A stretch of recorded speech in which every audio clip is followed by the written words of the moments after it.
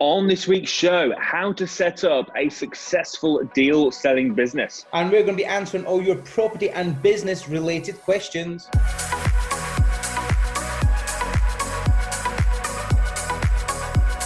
Welcome to the Property Investors Podcast. We are here every Friday at 12 p.m. Make sure you subscribe so you never miss an upload. You can catch us on Apple Podcasts, Spotify and YouTube. Enjoy this week's show and don't forget to share with all of your friends. Hi, I'm Leeds. I'm Alasdair Cunningham. And welcome to the Property Investors Podcast. How are you doing, my friend? I'm good, but I am getting very bored and very tired of this lockdown situation. We're now, week 6? Or is it week 5 or 6?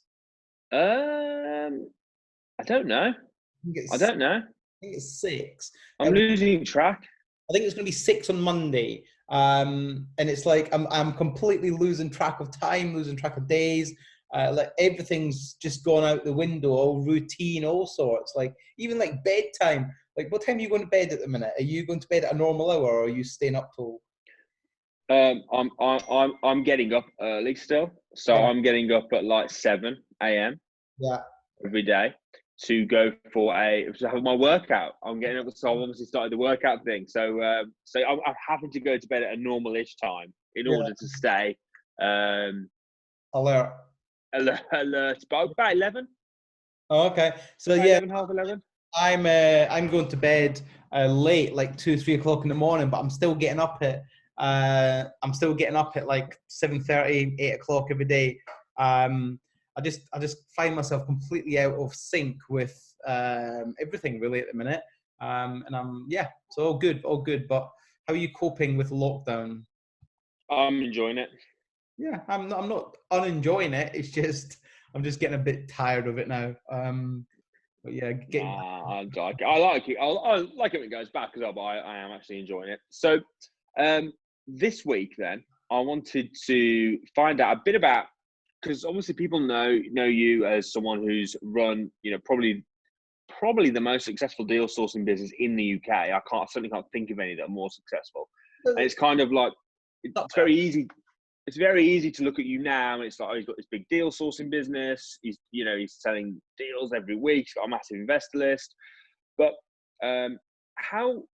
what happened in the early days of when you first got started in deal selling? How did that come about? It's like any business. Businesses don't become successful overnight. They take there's a lot of stuff that goes on behind the scenes, and a lot of stuff that happens that people don't see about, and there's a lot of rejection that people don't see necessarily. So when how I started the business was I had a situation where I didn't really have investors. I had no investors because when I first started, I had nobody to sell deals to really, or nobody that was actually buying deals. I had people express an interest, but nobody was actually ready to put their hand in their pocket and commit to buying a deal, which is what a lot of people probably have. A lot of people that are looking to do deal sourcing, they've probably got people that are saying, yeah, find me a deal, bring it to me, I'll buy it off you. But the reality is most of these people are not that actually serious about completing on a deal. And I had this situation where I was able to find deals. To begin with, I was co-deal sourcing through another company. I think it was 9 or 10 property deals through that company. And then I decided I wanted to do it myself. So my first job was... Can just go and stop there for a second there. So you did 9 or 10 deals through another... What did you learn during that period? By co-deal sourcing. I learned the skills of how to do it. I learned the skills of how to package the deal up and how to present the deal to an investor, so that when you... Basically, I was pulling on their experience. I pulled off their experience. They'd successfully sold... over 100 deals at the time, and they were selling lots of deals. So I was like, great, I'll give you deals. We'll do a fee split, and then we'll take it from there. But I've done like 9 or 10, and I wanted to obviously do it myself, dealing with the investor and all that sort of stuff. So my weakness wasn't finding deals. I can find deals. I know how to find great deals. I can do it day in, day out. I suppose that's the first step, isn't it? Is being able to know how. Because I suppose for a lot of people, having the confidence to to say I can find a deal that's so good that someone would be prepared to pay £2,000 for it. Yeah. I suppose the doing it through someone else and they're checking through it and they're going, yeah, that's a good deal. Did you get any deals that you took to them and they were just like, no? Listen, yes, of course. I have deals that some investors just aren't interested in, and I have deals that just sell like that. But listen, for this business, you need three things. You need to be able to access and find great deals. That's number one. You need to have a list of investors that are prepared to buy great deals, and you need to have legal framework and compliance in place. There's three things. That's all you need for this business.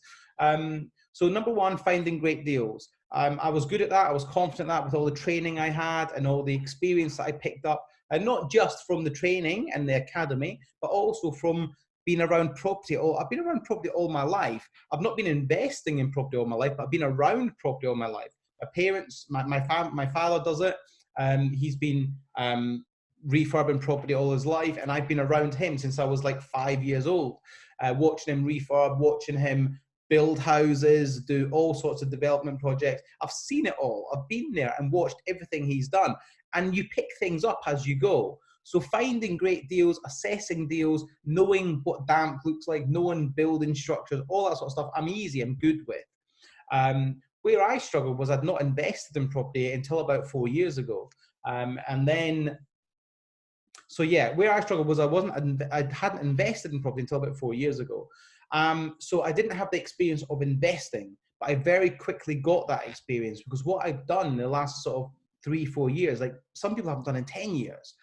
So finding deals for me is fairly straightforward, fairly easy. I can find a deal, I can do the due diligence, I can assess it, I can give a rough costings on, when I say rough, I can give a very accurate costings on refurbishment because I've been around so many and I've facilitated a lot. Like my business is handled probably 30 refurbishments in the last 2 years. So we sort of you get an idea of how much things cost. So deals, no problem. My problem was I didn't have loads of investors. I had a very small database to begin with. And that's, again, if you're listening to this and you're thinking I have zero investors, I didn't have any investors. I had access to investors via the company I was deal sourcing for, but I didn't have any myself. So how do I go about finding investors? Now, we have talked about this in previous shows. So jump back a few episodes and you'll see how I specifically find them. But I'll cover this now as well, if you want me to. I'd like you to tell me about how you found your first. I'd like to say the story of your very first deal that you found, how you found the investor, who you sold it to, how did that. So rather than just generic general advice, what actually happened? Okay, so the first deal I co-deal sourced, or the first deal that I done for myself? First deal you did for yourself. So you obviously you went on the academies, you had all the training, so you knew all the facts and the figures, but it's kind of one thing knowing it and another thing actually going and actually doing it in the real world. So what happened? Right. Okay. So when I first started, my area that I was focusing on was Hull in the northeast. I've got several houses in Hull, and they're doing okay. They're doing well. They're not like making loads of money, but they're certainly making an income. So I do sort of know Hull fairly well. I know where it works, where it doesn't work, and I know the areas just to avoid. When like I said, I've done the first 9 or 10 through the co-deal sourcing company.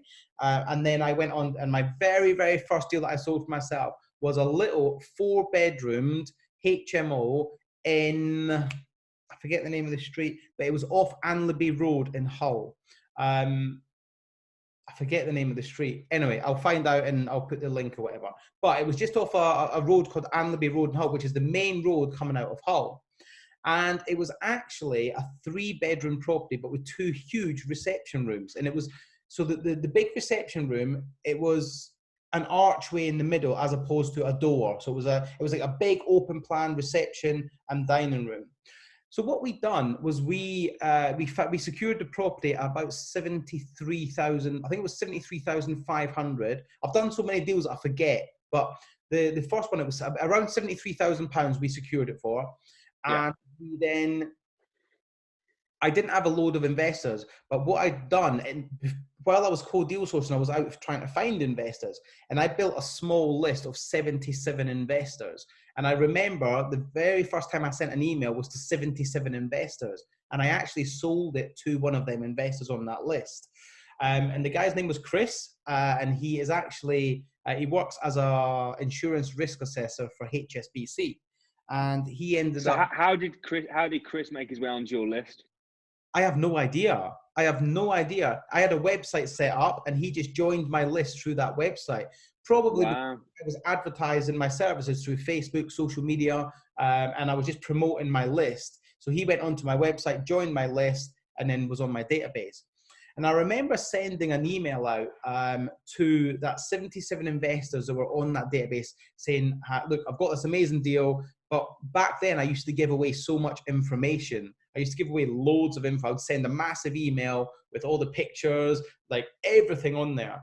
And now the deal, 73,000-ish, can't remember the exact figure. A guy called Chris bought it. He actually went on to buy another 4 properties from myself. So he found the process very helpful. And I think the finder's fee was it was very cheap. It wasn't even, it was like £1,500 or something like that. The property was 3-bed, large communal reception areas. So we made it into a 4-bed HMO for him. We handled the conversion. We done all of that sort of work. And yeah, the property rents out. I think he gets about £1,250 a month for that property at the minute. And he's happy. He's since gone on to buy another, I think he's on 4 properties from us now. The most recent was about 2 months ago. So he's a regular investor. He buys lots. And his sort of main strategy is he wants ones he can add value to.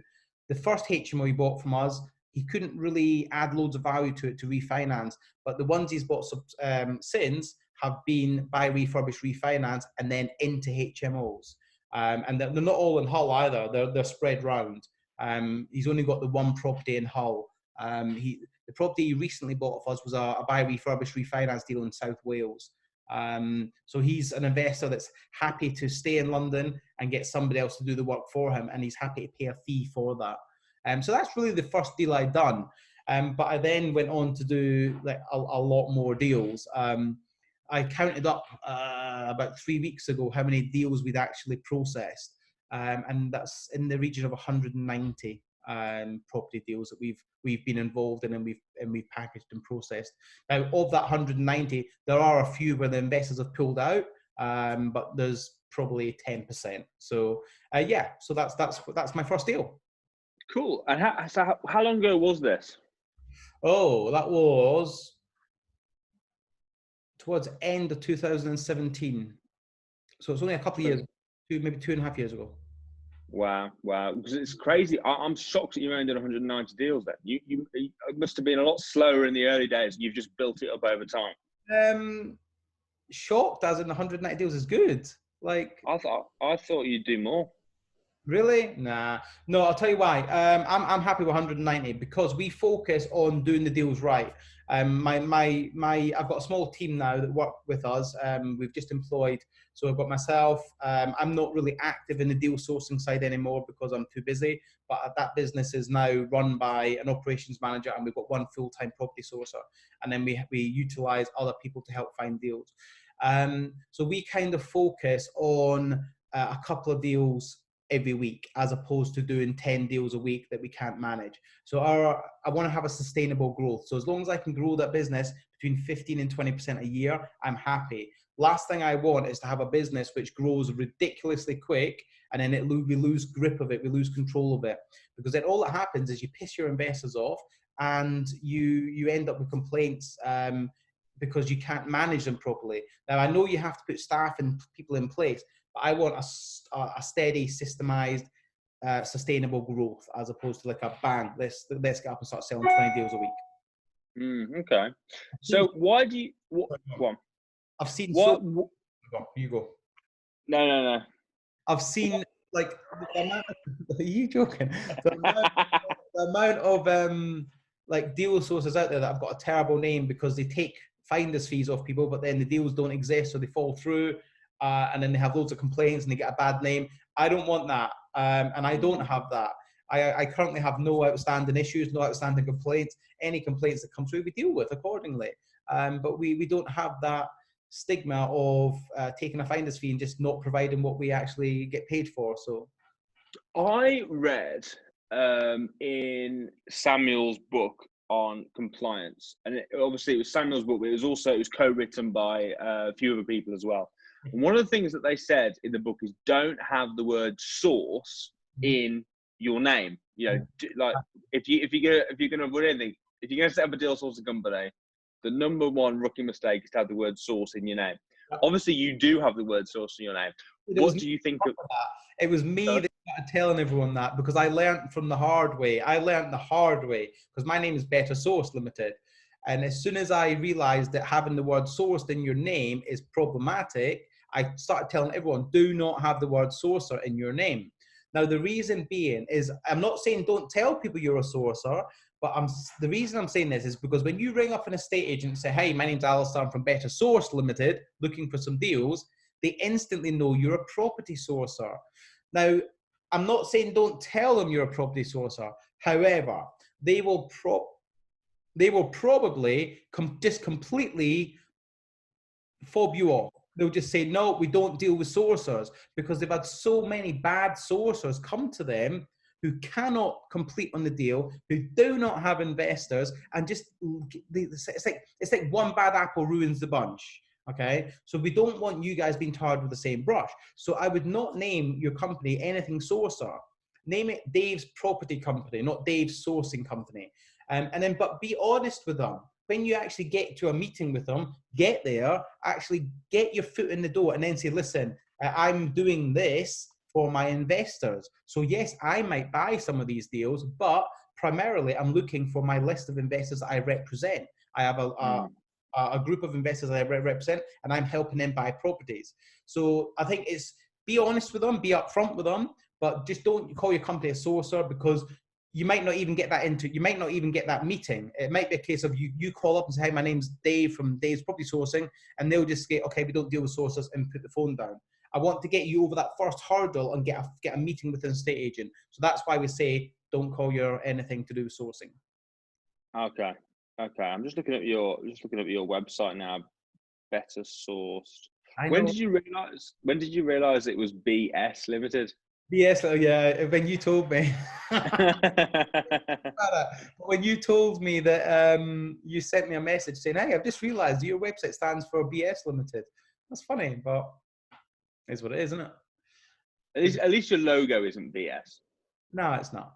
It could have been. Yeah. No. Listen, we run a very above board, very ethical deal sourcing business, and yeah, it is what it is. We're very happy with the way the business is going.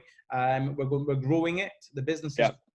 We're dealing now with just under, I think it's just under 8,000 investors that we have on our system. That we actively deal with on a weekly basis. So when I send an email, and this is what people don't get, like literally, I can send an email to my investors, and I will have like 40, 50 people, investors, come back to me and say, yeah, I'm interested, show me that deal. And the power of having an investors list is just crazy. It's utter crazy. So I would say, like, the three things you need for this business: deals, find great deals, and then find great investors, and then have the legal compliance, legal framework to be able to stand in the middle and get paid a consultation fee for saying, hey, Mr. Investor, look, there's an amazing deal. Now, we obviously do a lot of training on the academy about deal sourcing, because it's such a great way to make income.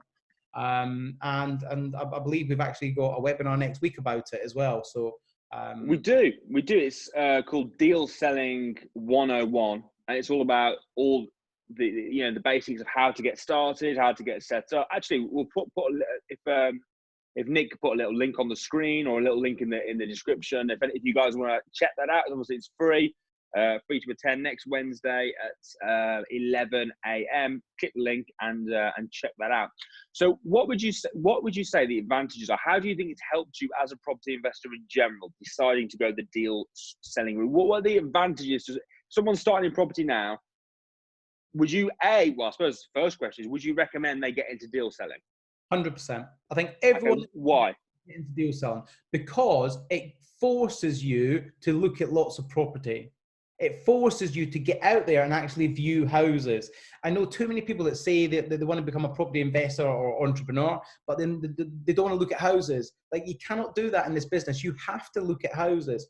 So get out, look at houses, and then it also forces you to build an investors list. Now, that investors list can do anything. They can buy deals off you, or you can also market joint venture opportunities to them. So if you're looking to raise finance for a purchase yourself, you can then go to your investors list and say, hey, Mr. Investors, I've got this deal. If you're interested, let me know, and let's do business. So I've done JVs with people that are on my investors list. I've raised finance from my investors list, and I've sold deals to my investors list. So number one, it forces you to look at deals. The best, absolute best deals you find, you have then the opportunity to keep for yourself. The ones that match your strategy, that match your area, then you keep for yourself. If they don't match your strategy or they're outside your area, then you can pass them on for a fee. You're still getting paid both ways. Then you also are forced to build an investors database. Now, that investors database is it's so valuable. I couldn't put a price on it. It's so valuable. How much did you say it was worth? Couldn't put a price on it. I've been offered over £100,000 for my database, and I turned it down. If someone offered you 10 million, what would you say? I'd say, write your check, boy. Okay, so you can't put a price on it. So what's the price? But that's not realistic. Who's going to come on and say, I'll give you 10 million for your database? I couldn't put a price on it that anyone's prepared to pay, because it's like selling. It's like selling your business, basically, isn't it? The business is the investors list. That's what the business is. Yeah. So yeah, that's what it is. So it's so no one can. Great business to be in. Great business to be in. Just do it right. Jump on that webinar next week. Get trained. Get educated. Make sure you're just doing it right. Yeah, I agree. I think there's lots of reasons why deal selling is a great way to go. Number one, it forces you to get out there and like, if you're buying for yourself, you might think I only need one property. But if you're thinking I need one a week, suddenly you're going to be out there all the time. You can pick the best of the bunch for yourself. Yeah. You learn so much about the property game. You make lots of great connections. You learn how to sell. You learn how to. You get an investor list. You have to grow your brand. There's so many advantages and so many lessons and learning and pros to doing it, and you make a lot of money. Yeah. So, or if you were just making a little bit of money, you might go, but you can make thousands and thousands of pounds a month. It's crazy. Even if you don't do it full time and you just do it like maybe one deal a month, like the average is at £2,500. So one deal a month. Yeah, it's a salary. It's a salary. Yeah, you could do that in your spare time on your weekends. A lot of people that want to get out their job. I mean, what a great opportunity! If you want to get out of your job and you want to replace your salary, you could do this in your spare time. And then once you've got a few months and you're like, yeah, I know what I'm doing now, then you can leave your job. Do you know what I mean? Yeah, 100%. So I'd highly recommend that. Well, thanks very much for sharing that. I found that really, really interesting. I hope people do jump on the webinar and learn all about deal selling and the step-by-step of how to do it. But it is now time for this.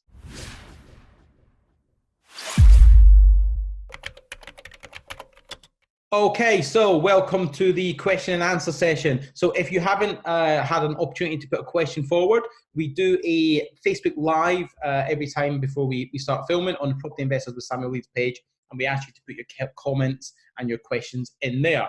You can also send comments and questions to myself via Facebook or via Instagram. My Instagram is Alasdair_Cunningham, and Russell's is Russell.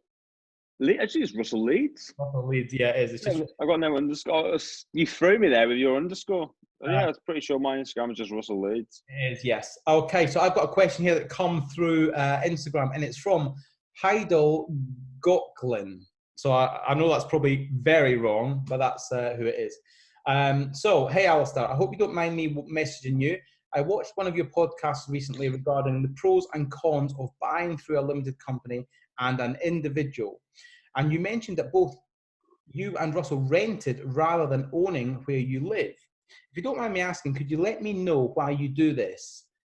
Is it to free up the cash, or do you put them in a company? Kind regards, and his name is Sam. So Russell, I believe this is a favourite topic of yours. Why do you rent where you live and not own it?